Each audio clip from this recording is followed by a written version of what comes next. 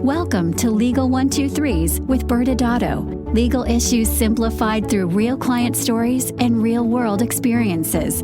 Creating simplicity in 3, 2, 1. Welcome back to another episode of the Legal 123s with ByrdAdatto. I'm your host, ByrdAdatto, with my co-host, Michael Byrd. As a business and healthcare law firm, we meet a lot of interesting people and learn their amazing stories. Brad, this season's theme is unintended consequences. We sometimes find ourselves in a situation that can be traced back to a seemingly inconsequential or unrelated decision. Yes, and for those of you watching us in TV land on our YouTube channel, you might notice an outfit change that happens when we bring on today's guest. We had an unintended consequence where a recording that we had did not work, and so now we're re-recording this opening. But Michael, before we bring on our guest, I'm real excited to bring on who attended the University of Wisconsin-Milwaukee. Let's play a little mascot trivia. Michael, what is their mascot? Well, first of all, Brad, I'm really proud of you for not trying to claim to the audience that you're Clark Kent and that you turn into Superman when we go in our costume change. Fair. But back to your question about the mascot, am I allowed to ask Siri for help? Negative. Oh, no idea. Okay. It's Pounce the Panther, but fun fact, Pounce was not always and has not always been the mascot for UWM. In fact, it's a long and super winding mascot history. Pounce was born in 2007 when the prior mascot, Victor E. Panther, graduated, quote unquote. Yeah, I see the quotes there. That kind of reminds me of a book we read about a tech company a few years ago where instead of firing someone, they would graduate them out of the company. Yes, that was right. So he was, quote unquote, graduated. But did you know that Victor was the human form that was created in 1972, around the same time that UWM Athletic Department adopted Trouble, a North American Golden Panther, yes, I said a North American Golden Panther, to serve as a living mascot at the UWM Panthers seasonal basketball game. Now, as you can imagine, Michael, it was difficult to keep and feed a live panther, so Victor, the human, outlasted Trouble. Mm-hmm. For those who believe there's meaning behind a name, this one was doomed the minute they named their live panther Trouble. For those who are more practical, this was doomed the minute they decided it would be a good idea to bring in a live panther. Yes, well, I don't know. I mean, the Tigers, LSU has their tiger. They don't bring them to games anymore. But you can guess. Can you guess what the school's first mascot ever was, Michael? Well, based on their track record, I'm going to go with Great White Shark. No, but I like the way you're thinking. And in fact, I'm going to start a new college that's going to have a great white shark that will bring to all the games. It was a trick question, Michael. The school was originally founded as the Wisconsin State Normal School. Okay. Well, I know you never went there because you never attended any normal school.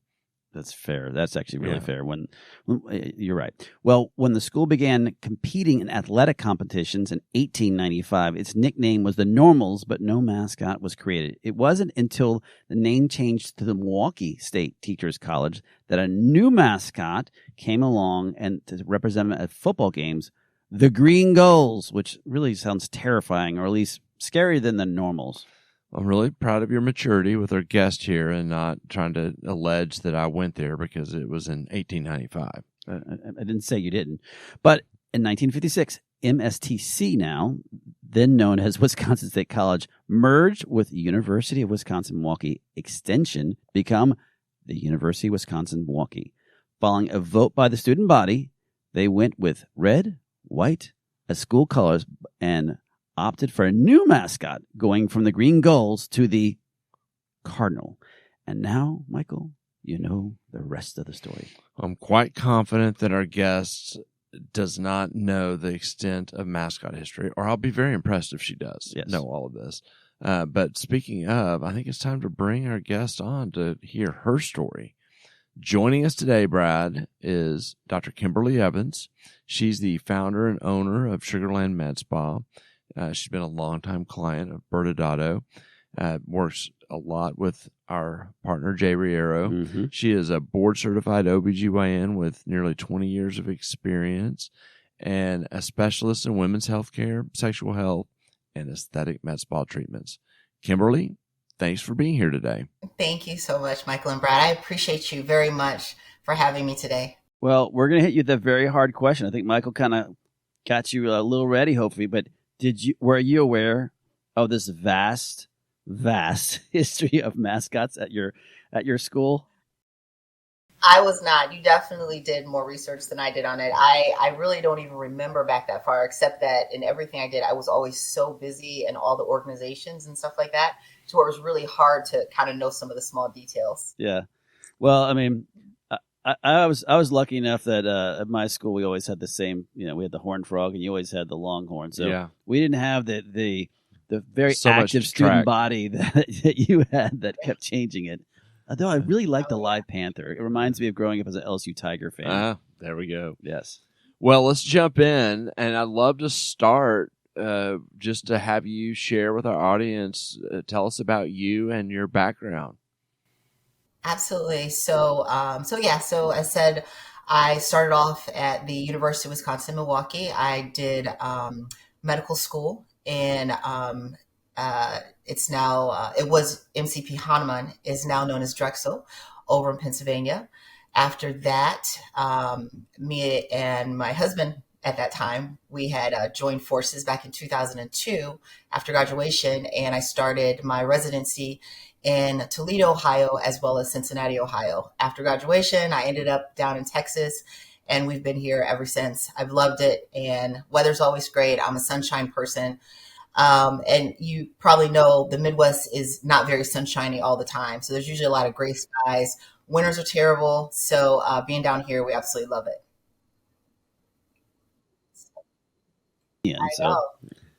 Yeah, definitely.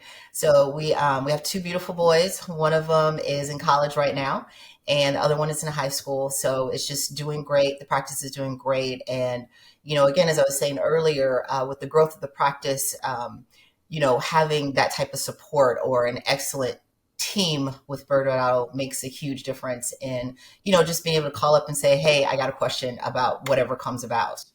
Well, let's talk about your med spa. You mentioned it. Tell everyone, where is it might be giving it away here, people. Sugarland Med Spa, and tell us what you kind of focus on with your patients. Absolutely. So my practice started off as primary OB-GYN. However, I realized through all the ladies, we all had a very common theme as we age, and things start changing, and it happens with both the ladies as well as with the husbands. So I realized in my community there was actually an unmet need. So I was able to literally all around me, I had OB-GYN doctors that wanted to continue to deliver babies, which is totally fine. But you get to the point in life where you start to pivot and think about, okay, what's next? And you can't. I never planned on delivering babies forever, when I was in my 60s and 70s. So I started to pivot, and out came Sugarland Medical Spa. It was, named trademark in about 2014, I believe. And ever since then, we've made year-over-year growth. So, we've been around for a long time, but definitely I was able to grow a lot through my connections with the American Medical Spa Association. And really, that's kind of what set the trajectory of being able to expand so much further and just learn the ins and outs and the necessary things. Because as you all know, the med spa industry itself, it just basically blew up. So being able to have that connection or a little bit of direction about what we're supposed to do, what we're not supposed to do, what are safe ways to, to grow in that space, as well as, be compliant with everything that we're doing, that has really kind of made our med spa just grow again year after year after year. So I've been just very excited to be a part of, everything that's been going on. That's awesome. We have so many clients that have the what's next questions for us. I'm curious for our audience, do you still have your OB-GYN practice with your med spa? No, what I did is it had to split. One day I was talking to one of my patients who was probably in her 50s, and she was menopausal. She was coming in for her hormone therapy. And I had to tell her, I said, I got to run out and go deliver this baby, but I'll be right back. And she politely told me, why do I have to wait for somebody else's baby to be delivered. That's not my baby that you're delivering, Dr. Evans. And I was thinking to myself, you're really right. So I could be very good at one of these things, but I got to just choose now. And also around that time too, a lot of the hospitalists were coming into the hospital and able to deliver our baby. So I just said, I need to take a split and just focus on doing, being really good at one thing. So I just chose, basically the non-pregnant women and dropped the OB. So I still do regular gynecology services. We do various things, but they all have to do with anti-aging, wellness, body contouring, just multiple stuff in order to take care of the aging patient. That's interesting because, you're talking about your transition from what you were doing into this space. Do your patients, is it hard for them to think about transitioning into the hormones or other anti-aging? Not at all. A lot of the people that are getting into the hormones are the ones that I delivered. So literally, as I aged, as my practice aged, so did the people that I delivered. So that's the most rewarding thing, is that they're coming to me now saying, oh, I'm having a problem with my hormones. And I said, we've been doing hormone balancing. Are you ready for that now? And they're like, oh yeah. So that's a great thing. And then of course too, those same women are not interested in being pregnant anymore. So it was very easy to kind of just make that transition. I'm too. I know that you've probably experienced, just from a practice owner perspective, the difference between living in an insurance-based billing system and cash-based or elective based system. Talk a little bit about what that's been like, that journey. Absolutely.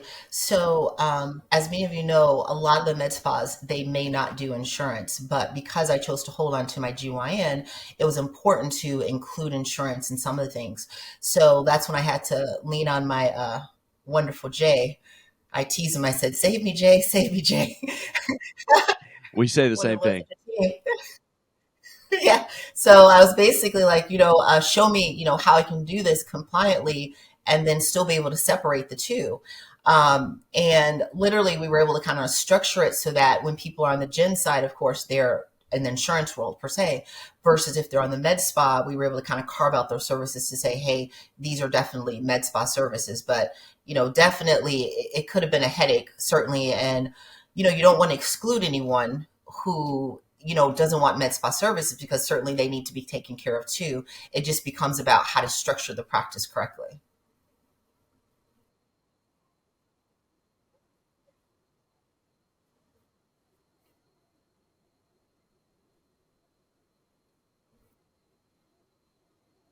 Mhm.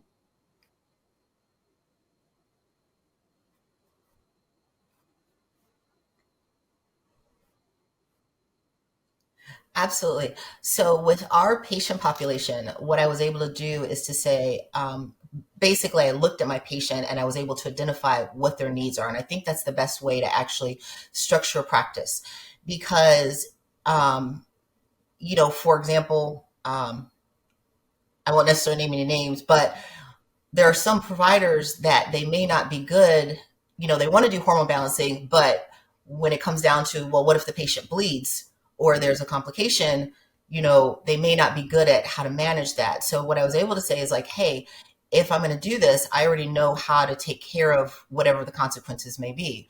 And with that, with looking at my patient as they age, and I'll talk about women specifically now, but as they age, they're going to have, hormonal problems. As I mentioned, they're going to have skin problems. So that's why I have med spa services. With menopausal stuff, they're going to want to, lose weight, get their body back. So we had to add that to our suite of services. And of course, they're always interested in, getting healthier, living longer. So we just recently are adding IV services, our body contouring services too, as well as, just really everything that takes them through life. So I have ladies, my youngest person I did hormone balancing was actually 28. And we were able to really turn her life around. She was someone who, had problem with, addiction problems and things like that. And we were able to really kind of help her shift her whole mind focus.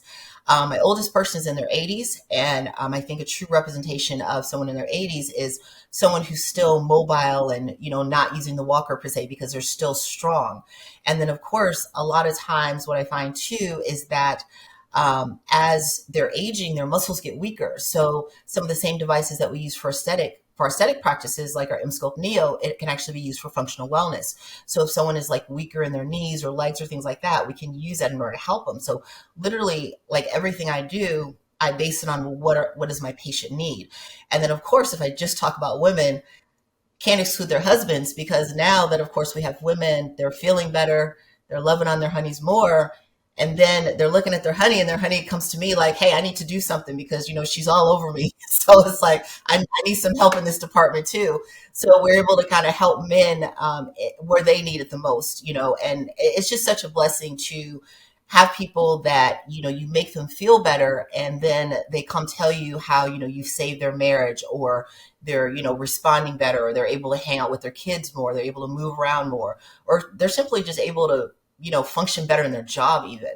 So that's like true medicine to me, things that, you get to the end of the line where the medicine ends, and they've taken, you have a female that's taken antidepressant and she still feels terrible. She's like, there's got to be something else that's out there. And then that's when I step in and say, great, we have some awesome things, to help you look and feel better from the inside out. No, that's amazing. You can tell how passionate you are about helping people just by the way you're talking about it. So that's so cool. Oh yeah, for sure. And I'll take it one step further. I have ladies that have their own OB-GYN doctor, and they've had them for years, but literally being able to help them where their doctor either won't, they can't, or they don't understand, that's really cool to me, to be able to take it to that level. Yeah. Well, let's flip the other side of the coin and talk about some of the challenges. So talk a little bit about some of the most common challenges you faced as a, physician owner of a private practice. Absolutely. So the biggest hurdle is actually something that my lawyer, Jay, helped me with. The biggest hurdle that I had to learn is sometimes you need to just let go, meaning that, you have this business, it's growing, and you're going to have some heartaches that come with the business. Like, you're going to have to say, I'm sorry that you are not satisfied with this. What can we do to make it better?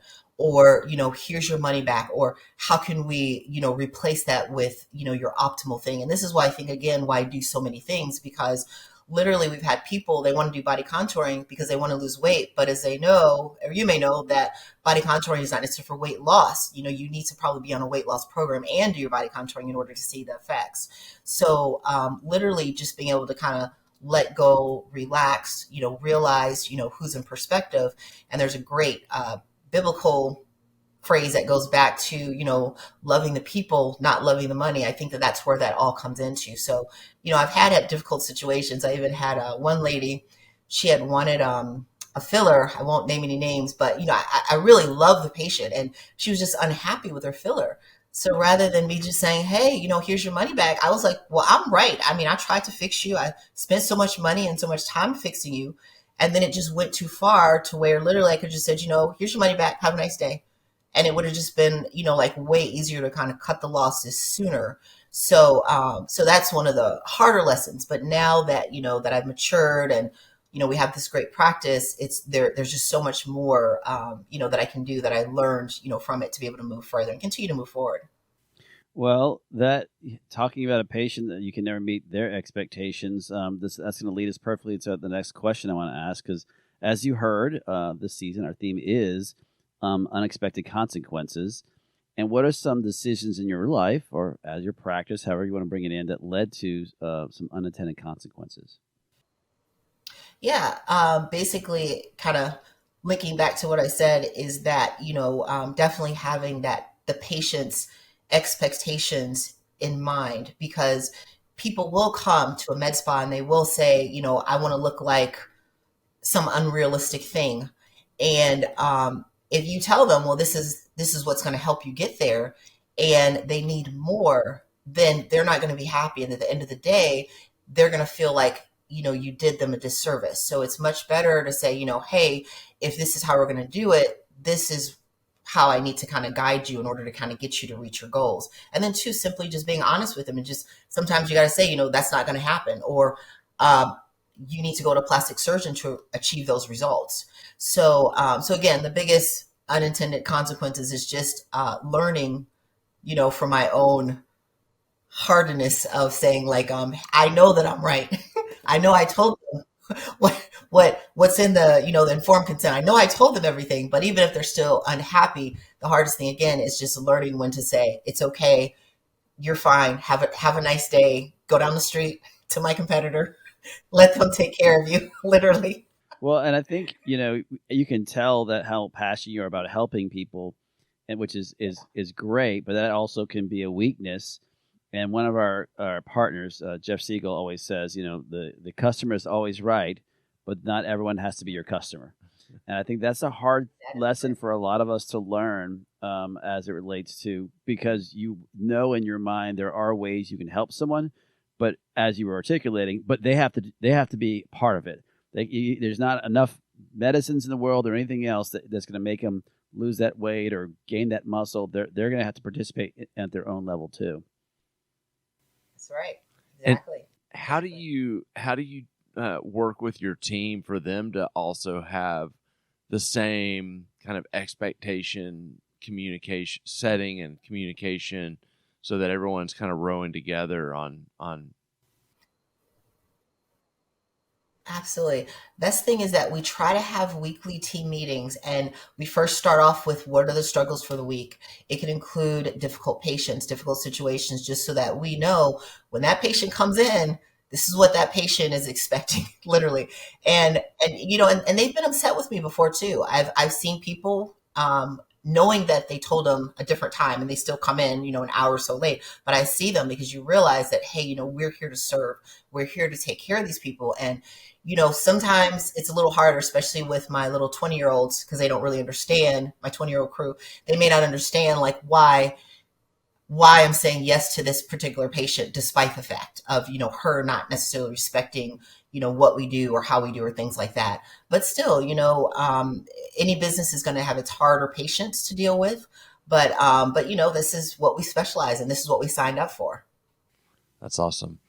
Well, let's kind of getting to our last topic. I want to kind of think forward.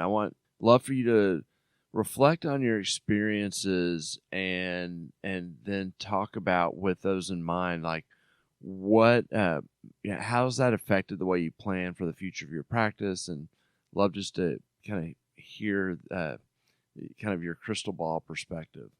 What I basically see for the future is something really, really great. I think in a lot of the things that we do, the whole thing with women's healthcare and being able to help women in ways that others can't, or won't, or unwilling to. I think that there is like a huge unmet need in being able to service some of these women in this way.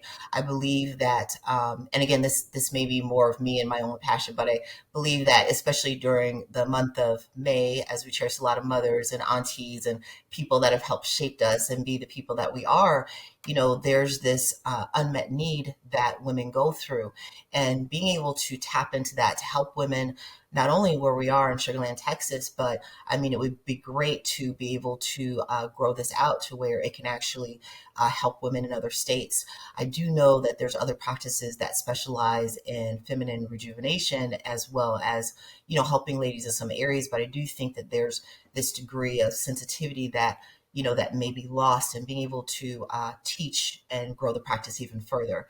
So my ultimate goal, things that I would love to see, is to actually be able to maybe reproduce what we do in Sugarland, Texas, someplace else, and being able to help someone also, create that vision for what's important. Because again, it's important in general. And unfortunately, not getting political or anything like that, but I do believe, in women's, rights and things like that, and being able to take care of ourselves, because as that old saying goes, when when mom is happy, when the female's happy at home, then the whole household is happy. So so that's what I would really love to see, and be able to kind of create that vision that is reproducible someplace else. So we're gonna be together for a long time, us, Sugarland Medical Spa and ByrdAdatto. So yeah, it's because it's truly a journey. It's truly a journey. Okay. And other questions that you guys can think of or you can text me for? Yeah, we've actually reached the end of our time. And so we're so grateful for you joining us today. And we'll close off here, and then Brad and I will jump on after the commercial to do a little legal wrap up. Thank you so much to Michael and everyone, and Brad. Just thank you so much for just having me here on the show. I really appreciate all that you do at ByrdAdatto. Thank you, Jay. I know you're not here, but please give him my regards. Absolutely. Yeah. Oh, thanks again. Many business owners use legal counsel as a last resort rather than as a proactive tool that can further their success. Why? For most, it's the fear of unknown legal costs. ByrdAdatto's Access Plus program makes it possible for you to get the ongoing legal assistance you need for one predictable monthly fee. That gives you unlimited phone and email access to the legal team, so you can receive feedback on legal concerns as they arise. Access Plus, a smarter, simpler way to access legal services. Find out more. Visit ByrdAdatto.com today. Welcome back to Legal 123s with ByrdAdatto. I'm your host, ByrdAdatto. I'm still here with my co-host, Michael Byrd. Now, Michael, as we've said, this season, our theme is unintended consequences. We had an amazing conversation with the beautiful and talented Dr. Kimberly Evans. She brought a lot of life to our show. Really, you could tell about her passion and her love for her med spa, Sugarland Med Spa, and her passion and love for her patients. But there's some good takeaways that she gave us. I mean, we could probably spend another 20 minutes of different things, but let's narrow down on a few things that we don't really talk that much about providers that end up kind of having their feet in two different locations, cash and insurance. Yeah, I mean, an unintended consequence of this somewhat common scenario of you're in a specialty, insurance-based payments, and for your patients, you want to expand into, some cash-based options that, maybe it's wellness related or longevity related or aesthetic related. And an unintended consequence sometimes is that you're still servicing under insurance this patient population, and understanding that you have a contractual arrangement with private pay insurance, or in some cases, Medicare or Medicaid, and that there are certain services that are covered under those contracts, and that you can actually have some contractual issues and sometimes even compliance issues if you bleed over and are offering those services on a cash basis. And so it can get kind of messy when you're just thinking you're doing something that's a service to your patients. Yeah, and this is where we would just bring Jay in, since he can handle this. But the point, not only that, you have all these regulations now coming into play. I mean, just in a big picture, the moment you start taking federal or commercial payers, you now have to make sure all the federal rules and state rules that come with that are being abided by.